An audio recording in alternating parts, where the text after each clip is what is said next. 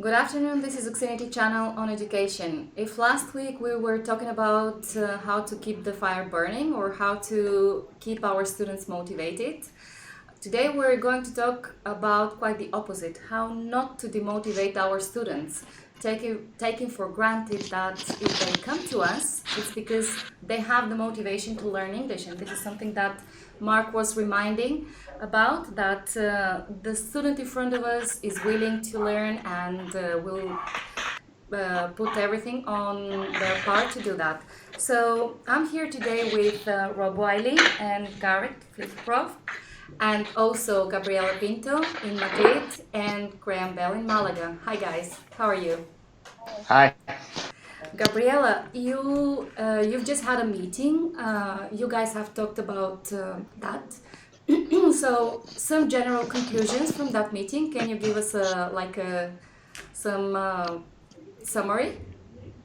So there are many conclusions that we drew, but I think one of the biggest ones, or one of the recurring ones that came up was, well, depends on the student, which I think is something that we can unpack and something to note. So the conflict between what the student wants, what you bring to the table as a teacher, and how do you marry the two so that both as a teacher, you're providing the best teaching possible and your student is learning, and also so that your student understands why we teach in a specific way. So I think to start off, let's unpack the idea of the reason that we give when we say, well, it's student dependent. Graham, do you agree with that? Does it always depend on the student? Do we have to rely always on the student, or we have to also take for granted that it depends on us as well? Yeah, it's a little bit of both. Each teacher brings a different thing to the table, Okay. and we all have different expertise and background. And there's certain things if they want to certain, say for example ESP, that if I'm teaching legalese, I'm not a lawyer, so I'm going to need some material to work with in order to go there with them. Mm-hmm. Right. So, are there some practices that we can avoid doing so that the person in front of us is not demotivated? Because yes, students can have different motivations, I understand that it very much depends on what they're driven by, but if they're with us, it's because they want to learn English. We agree on that, I guess. Okay, so from 100%. that point onwards, what things, in your opinion, or let's start brainstorming about what practices can be more motivating and encouraging, and what practices are less motivating or more discouraging. So, so I think one of the points was teachers wasting class at the beginning of a class. Okay. How do we address that? Because one of the points made was that, well, we want to connect with our students on some level so the Okay. lesson doesn't feel cold. Mm-hmm. But then on the other hand, you also don't want the student to feel like you're wasting time because they are paying you for that lesson. So how might we go about addressing that? Okay, that's I a good. think, Yeah, go ahead, Graham. yeah, no, I quick question beginning of the class are designed for, and I think that we maybe need to explain that a little bit so that people understand it and to understand the purpose of them. We have a set of quick questions at the start of every class, but the actual subject and topic matter is actually irrelevant. It's just inspiration for the teacher. The whole purpose of them is maybe using an open question or and then guiding towards using closed questions, because the closed questions force inversion. And then when we're practicing inversion, which really for me builds up the basis of any question and answer format, we're working on their ability to answer questions and to ask them on the basis of what the verb is and the subject. And I think is you can learn a student in 5 minutes at the start of a class and keep it educational for them. And then you can gauge their level, their mood, how tired they are, what engages them for a class. You can learn so many things on just using simple inversion questions. Do you have some examples at hand? Can we show Mm-hmm. teachers how quick questions can be done? Yeah, sure. I mean, I think one of the ones, how was your week? But I don't like that. Be specific and be like, have you been busy at work this week? And that forces them to say yes, I or no, I have. And then you can build from there. Question. Oh, why have you been so busy? Oh, because of this. Okay, then you can go specific. Is it because your boss is giving you too much work? Do you like where you work? And you can build conversation just these ways. Or were you out last night? Forcing them to work between was and were for first and second person. And you can build all this up and have a conversation with someone whilst testing their inversion. And you learn. I learned everything from my students. As I said, what level they're at, what modal verbs can they use, have they developed the ability to use tag questions yet? Do they understand the emotive behind using a negative interrogative? Because what it really means. You can understand all this and have almost a basic level assessment just from quick questions, and it saves waste. Can we perform some like now on streaming? So Rob, you were saying that you always make up the questions. The quick Yeah, I questions. tend not to use the ones that are there so much, so maybe I'll think of some on the spot. With Let's the do lower that. levels, for example, I would say, I don't know, do you like English or do you like chocolate? Because they tend to find they'll always answer, yes, I like, which then, allows us to work on, okay, you can't say yes, I like, it's like, yes, I do. So can we do that? Can we demonstrate how it works very quickly? Graham, will we have a beer tonight? Yes, we will. Very good. Can they sing? No, they can't sing. No, they can't. We don't need to sing, yeah. Yeah, exactly. So that's why they do, but they would tend to say something like that. So they would say it, and they don't need to necessarily. They try to say it longer than actually they need to. Do you explain quick questions if the students ask you? If it's a first class and No. concept, or Do you explain the meaning of the question that you are asking? sometimes they will say, "What does this word mean?" And I'll be like, "Okay, that's not the point. We're supposed to be focusing on quick, sort of rapid question answer." But I have explained in the past if shall has been used. If the quick question starts like, "Shall we go to the cinema?" Sometimes, what's this shall? And then I think it actually is worth spending a little bit of time just going over a shall and saying, okay, it's maybe more British thing than American, etc., etc. Gary, do you start the classes with the quick questions? Yeah, the majority of the time I do. For new students, I kind of describe it as a kind of warm-up, and also for me, for new students to kind of detect what level the student might be at, how many errors they're making, what specific errors they're making. So in those first 5 minutes for a new student, it gives me a bit more of a picture of what I can expect over the next hour, hour and a half, however long the lesson is. Okay, excellent. And what else? For instance, so quick questions. If you were to summarize in one sentence, what's the purpose of it? How would you describe it? I would rapid, quick fire question answer, getting them used to the structure. Okay, perfect. So speed is key here, right? Yeah, getting them used to, if they hear a question with do you, yes I do, just getting them used to hearing those words, modals, whatever it may be, Okay. primary auxiliary verbs that we use at the start of a question. Okay, so now that we're talking about speed or rhythm of the class or pace of the class, it's another element that may be relevant or may be determinant for motivating or demotivating the students. So let's talk about pace. What is good pace for you? I guess that the students don't look too bored. I kind of I feel like when you're in class as the teacher, you can kind of get a feeling by judging by the students' reaction, or if they're looking a bit bored, or if actually they're really enjoying it. Yeah, for the body language. Yeah. It's probably something that's hard to see on web classes, especially phone classes. It's hard to detect the body language. You're basically just hearing for the cues, hearing through their answers how they're feeling. But in at home classes, it's easy to see if they're slouched down, head in the hands, how quick they're responding, how long their answers are. Okay, so in these cases, what do you guys do? If you have the feeling that the pace is not so great. So, are we Difficult looking at the question, screen? that. I was at an open question. I thought we were looking at pace. Are you bored? We were just giving an example. Well, I would have a question with that. So let's say you need to get through certain activities within a class, right? And let's say one of the things that we spoke about was making students read, right? And sometimes student really doesn't want to read because they will say to you, I just want to have a conversation, right? But you, on the other hand, would like to get them to maybe read a short paragraph to test pronunciation or to go through that kind of thing. So in that scenario, how do you handle that student when you can see that they really don't want to do that activity and they kind of like, you know, slugging and taking their time or sighing, for example? Okay, so what would you do?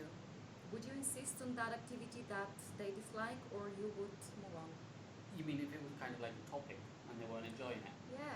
I'd move on. Yes. And then all of a Yeah. sudden, as I understand, Gabriela, the teacher asks the student to read, and they're kind of reluctant. But what do? Do we I mean, insist? if they were reluctant because they were a bit nervous about reading, I probably would kind of give them a bit of encouragement and, you know, kind of force them to do it. But if they were not enjoying the activity in terms of they're not interested in the topic, then I would just move on to something else. And sorry, what if a student says to you, I don't want to do any of these activities? Can we just talk in this class?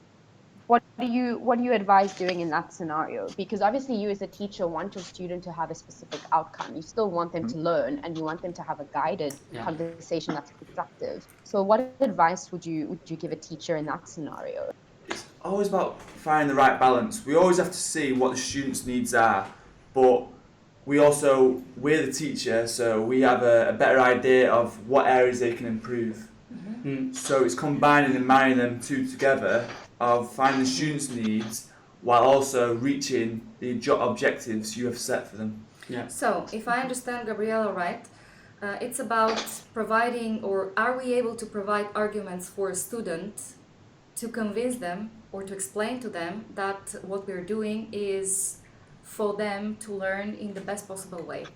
Okay? So, are we able to provide arguments? What arguments can we provide to students that don't want our prepared material? What can we tell them?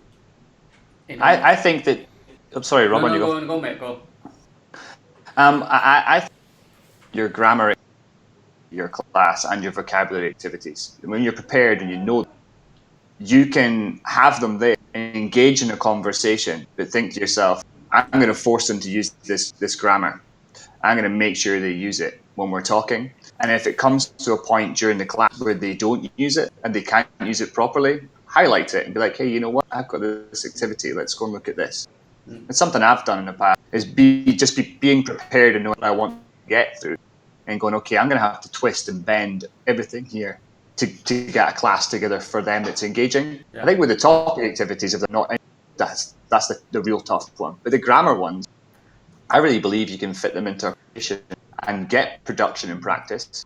And if they don't know it, then you've got the material to take it. Absolutely. I was going to say, because I had the exact situation this week, so the wanted to practice the second conditional with a guy, and he sometimes when I pull up the grammar activities, he kind of switches off, not too keen on them.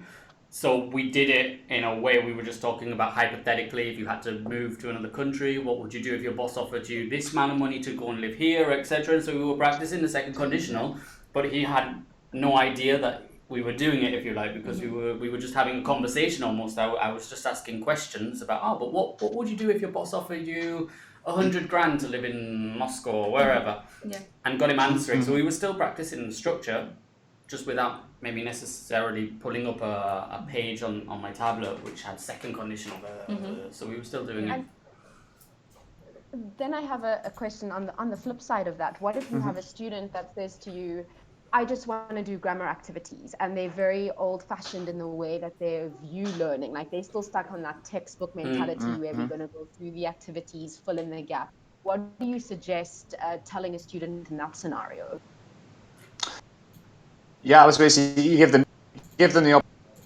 Well, I would you just go straight for these if that's what you do. Make sure you've got plenty, obviously, if you know your student. Obviously, we're trying to use modern methods, we're trying to get them to use the logical part of their brain. But if they're not, give them a stab at working it out themselves first. And then if they don't, then you can always back it up with the grammar rules and things. If that's, we've got to adapt to each learner. I don't like teaching grammatically. I want to teach functionally, but I've got to adapt to every student. If that's what they want, then what can you do? Do you think sometimes that the students will ask according to the previous experience that they have had? So if their previous experience has been related to grammar-based learning, that's what they want or that's what they expect. So I think that in this case, every time we have a request that is not what we usually do, we have actually a great opportunity to explain what we're doing. So do you guys take these opportunities, and what type of explanations do you provide? Because if we have a student that follows everything that all our instructions, it would be fantastic, very easy, but it's probably not in most of the cases. So for those, let's go back, because that is a very good question, Gabriela. What should we say to a student that says, I want grammar? Let's figure out an answer here. The traditional grammar, right? Yeah. Yeah. Kind of gap fill, that stuff. Yes. I mean, good question. You had to go with the way out. Cheers, right, Karen. Let's figure it out. No, I mean, I guess you could. I mean, you can do a little bit of it. Like, I wouldn't be very against it, but I would always move them away from that and say, look, this is, you may, And I find actually that students I have had that, once they've tried to move away from it, then they're kind of sold on the idea. Actually, there's not many in fact, there's no students I can think of where they've come in with that mentality, and 1, 2, 3 classes later still have that mentality. I think they change. Yeah, they move away. Maybe it seems a bit, I don't know. They don't want to do it at first. Okay. Maybe it's a case of lesson by lesson, slowly moving away from that format. So it's a gradual process. Because if you go straight away and make it a more dynamic, interactive, it might make them a little bit uncomfortable because it's so different from what they normally have. They've usually had in the past. So it might be a gradual process into our methodology. Okay, so a gradual process, or quite the opposite, like a radically breaking with old habits? What is better in this case? Let's think about it.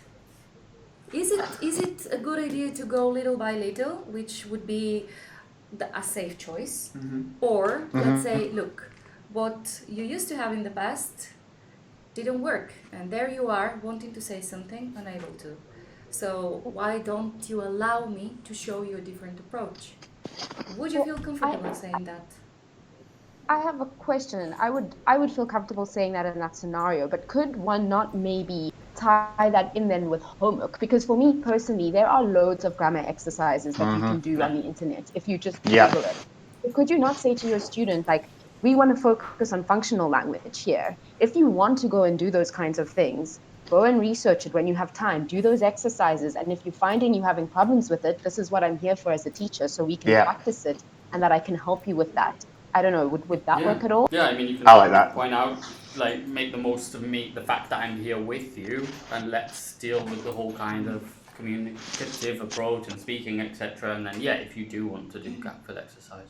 Yeah, we have to get just in that hour or hour and a half, whatever. We have to get the most value out of that time we're with our student, and then that period when they're away, that's when maybe they can, like Gabriela said, they can do the exercises, which is kind of outside of our methodology. There is also another option that we often forget about, which is in their app they have activities to recap grammar. So instead of just sending them to any random internet page, maybe remind them, and you have this to continue working on your grammar if you wish. With me, quality exposure, then on your own, all these activities that you can do alone. Okay? Yeah, it's just letting them know, like any of these things you go to, it's all, it's reading, it's writing, it's yes or no answers, but often with grammar, the functionality becomes so important because you can take something out of context and use it in a different place, like phrasal verbs, for example. Phrasal verbs can be used in a multitude of different ways, and they're not going to learn that in a book.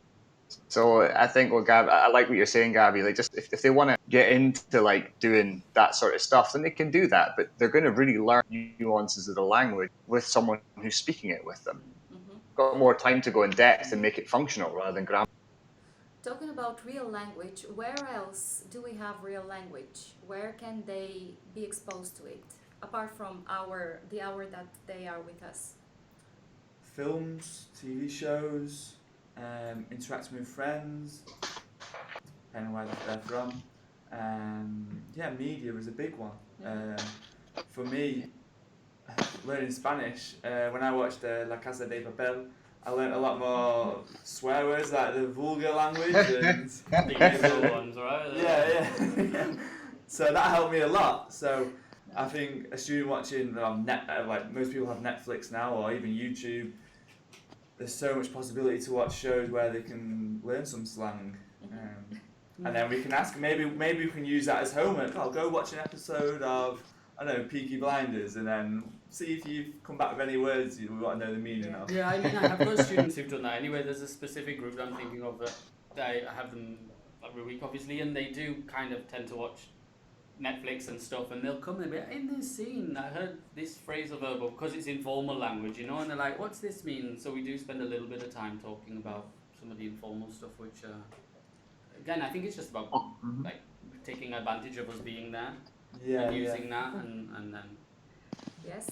I find online for people to learn how to speak. I'm not a gamer at all, but I was the haircut, and the guy who was cutting my hair played some Call of Duty game on, and he'd obviously been interacting headset, and his vocabulary of swear words and ways of abusing people was amazing because he was interacting, but he also knew directions for hide here, go behind here from playing games. I think that to get the interactive thing, a lot of the online gaming you can do. Excellent. So, Gabriela, what other questions did you guys discuss? So another thing I think that was important to chat about that we touched on was the wrap up of a class. Like, what is the purpose of wrapping up a class? What is the student supposed to get out of it, and what is the teacher supposed to get out of it? Any answers? There were two sides to it. It was, are we wrapping up to showcase what the student has learned in that class? So are we telling them what their errors are, and so that testing them on that in the wrap up? Or are we kind of wrapping up and revising the class and discussing what still needs to be learned, how that can be learned, for example? So what is the role of that wrap up? And there was a bit of a debate about it. Okay. So why do you guys wrap a class up? I just think it's a nice way to finish a class. I do think it's really important. I think maybe as teachers we should maybe put a bit more importance on it. I think it's just a good way to double check some stuff. If they've struggled with something, have a final, okay, you struggled with, the second conditional, so let's have one more tiny little practice with the second conditional. I think it's important to do. I like to ask the question and ask the student to see if they can juggle themselves. My opinion is both of those things that Gabrielle made out. Why I do a wrap up. I do for both reasons. Even and especially in classes get very and they go off piste. I want the student to actually finish the class feeling I've done something for an hour rather than just chatted about football. So I can recap everything. Okay. What about you, Gareth? With wrap-ups, like Rob said, I'm very similar with kind of looking at errors that they've made in the class, in the topic, and just checking if they've properly learnt it. I also think there's occasions where maybe we might not need the wrap-up. Imagine if we're doing a topic and the student has found it really easy, they know all the vocabulary, they know all the content, right, I don't really need to recheck that because they knew it at the start. So let's just move on to the next topic, the next activity. Okay, and I agree with that, but at the end of the class, do you go back to the previous, or the target language maybe, or do you check for what they've Yeah. remembered? Yes? Yeah. It may not be words that are specifically in the material that I've done, but maybe it's just target language that's kind of cropped up during the class, or kind of when we've been having a conversation, or a phrasal verb or something. But yeah, I do a wrap up. Maybe it's only for like a minute or two. I'm not saying I'm doing a 10-minute wrap up, but just a quick 2 minutes at the end. And like Graham says, it helps them go away and think actually take something away from the class. For me, it's like probably something I need to improve on is, especially in web classes, is scheduling time for the wrap up, because especially if I'm talking to students and you've got like a lesson straight after and they're talking in, it's hard to sometimes need 2 or 3 minutes for the wrap up. That's true. So it's just knowing, scheduling that time, right? I'm going to do it until 57 and then that last 3 minutes is dedicated just to summing up the lesson. Yeah, you're right. Timing is also important. Okay, so there was an interesting comment coming from Billy in our meeting, that sometimes he sees students writing down just some random words in their notebooks, words that to him as a teacher are not by no means relevant. So he tries to teach a function like to give something to someone, to give, and then the student is writing down napkin. So what do you guys do? Do you allow students to write? Do you encourage students to write? What is your attitude there? I don't encourage them to write, but I allow them to write. A little bit. No, and maybe I'm going to get shot down and screamed at here, but no, but I do tend to allow them to write a little bit, but I do watch what they're writing.